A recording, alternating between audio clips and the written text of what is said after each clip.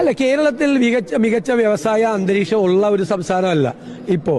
കേരളം ഇന്ന് മറ്റെല്ലാ സംസ്ഥാനങ്ങളെക്കാൾ നമ്പർ 1 ആയിട്ടുണ്ട്. അതിന് നമ്മൾക്ക് എല്ലാവർക്കും അഭിമാനിക്കാം.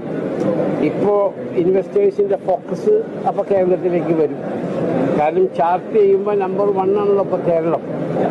നിങ്ങൾക്കെല്ലാവരും പത്രത്തിൽ നിന്ന് മനസ്സിലായിട്ടുണ്ടാവും കേരളം നമ്പർ 1 ആണ്. ഞാൻ രാഷ്ട്രീയമല്ല പറയുന്നത്, രാഷ്ട്രീയത്തിനെ പറ്റി ഒന്നും അറിയില്ല എനിക്ക്. ഞാൻ പേപ്പറിലെയും ഗവൺമെൻറ് ഓഫ് ഇന്ത്യയുടെ ബുള്ളറ്റിൻ അനുസരിച്ച് Kerala is one of the easy doing business, number 1. Is of doing business അത് കേരളത്തിൽ നമ്പർ 1 ആണെന്ന് പറഞ്ഞപ്പോൾ ഞങ്ങൾ വ്യാപാരികളും ചേംബറിലൊക്കെ തർക്ക വിഷയമായി.